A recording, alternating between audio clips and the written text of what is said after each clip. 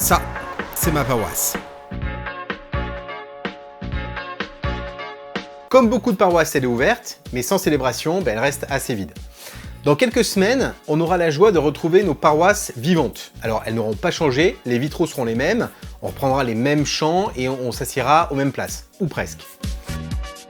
La question, c'est de savoir si on arrivera avec un désir de changement pour nos paroisses.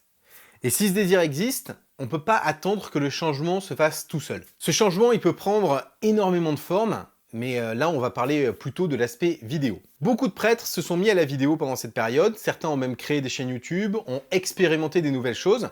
J'ai reçu beaucoup de messages, beaucoup de coups de téléphone pour savoir comment améliorer la qualité de ces vidéos, et ensemble, on a pu répondre à une grande partie de vos questions. J'en profite pour vous dire que pour tout ce qui concerne le son, il y a un gars qui fait des tutos très cool, ça s'appelle Ecclesia Sound, je vous mets le lien de sa chaîne YouTube en description de la vidéo.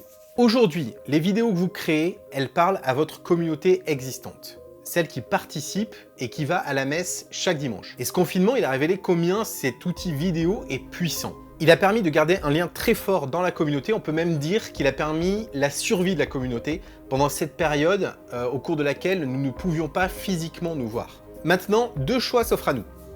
Soit on repart comme avant, on retrouve nos habitudes paroissiales, on range nos caméras en espérant ne pas subir un nouveau confinement, soit on choisit de poursuivre l'utilisation de la vidéo. Peut-être de la remettre en question, de l'améliorer et d'ouvrir cette proposition à une communauté beaucoup plus large. Aujourd'hui, la population touchée par vos chaînes YouTube, on pourrait la représenter comme une sorte de premier cercle. Le cœur de la communauté paroissiale qui vit sur le lieu de la paroisse, qui a besoin de la paroisse pour vivre sa foi et qui participe à la vie de la communauté en organisant les activités paroissiales. Ce premier cercle, il contribue au développement d'un deuxième cercle. Ceux qui ont besoin de la paroisse ponctuellement, pour un mariage, pour un baptême. Ce deuxième cercle, il va venir plusieurs fois à la paroisse pour préparer l'événement. Et évidemment, il sera présent le jour de l'événement. Mais vous ne les reverrez probablement plus une fois l'événement passé, parce que vous aurez répondu à tous leurs besoins. Et de ce deuxième cercle va en découler un troisième, qui lui sera présent uniquement à l'événement.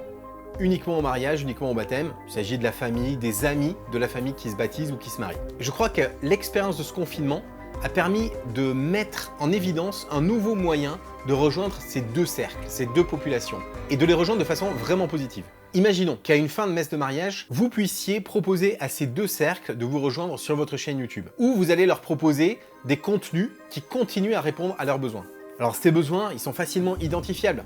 Réussir sa vie de couple, communiquer en couple, se pardonner, que vivre la première année de baptisé, traverser une période de chômage, traverser un deuil. Les thématiques, elles sont extrêmement vastes, mais elles doivent systématiquement répondre aux besoins des personnes. Votre chaîne YouTube, elle devient alors bien plus qu'une simple passerelle pour faire vivre la messe à distance. Ça devient un outil d'extension de la paroisse qui vous connecte avec des personnes que vous avez préalablement rencontrées parfois. Alors là, je fais une petite parenthèse dans cette vidéo parce que je viens de comprendre pourquoi j'avais eu cette intuition. Souvent, dans mon esprit, ça se passe comme ça.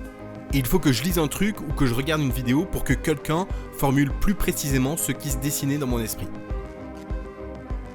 Et c'est Mike Horn qui a dit clairement ce qui se profilait dans ma tête en faisant cette vidéo.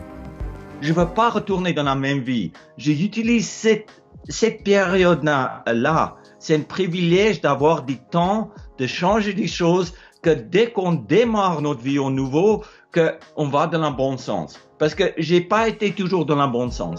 En fait, je crois comme lui que beaucoup de gens ont touché du doigt une remise en question dans laquelle nous, chrétiens, nous pouvons apporter des réponses.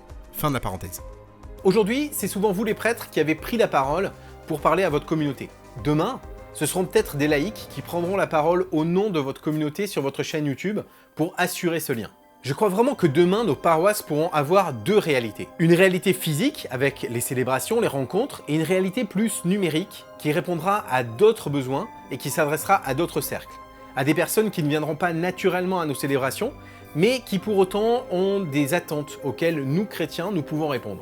On parle souvent d'Internet comme du continent numérique, mais je crois qu'en fait, il s'agit plutôt d'un nouveau moyen de rejoindre les gens dans leur quotidien, chez eux, ou n'importe où, à partir du moment où nous avons identifié leurs besoins et où nous savons y répondre. La paroisse, elle peut alors devenir non seulement un lieu physique, mais aussi un média quotidien pour diffuser l'évangile et pour répondre aux besoins des gens localement. Pour vraiment réussir cette nouvelle étape, il me semble important de bien comprendre à la fois les rouages de la communauté, mais aussi de bien analyser les besoins et de réussir à répondre à ces questions. On y reviendra dans d'autres vidéos. Merci à tous pour vos messages encourageants pendant cette période de confinement. Maintenant qu'elle se termine, on va voir un petit peu comment on peut continuer ces vidéos. N'hésitez pas à dire en commentaire si vous avez des besoins spécifiques, si vous avez peut-être envie de continuer les vidéos, et si oui, comment. Bon courage à tous et à très bientôt sur JesusBox.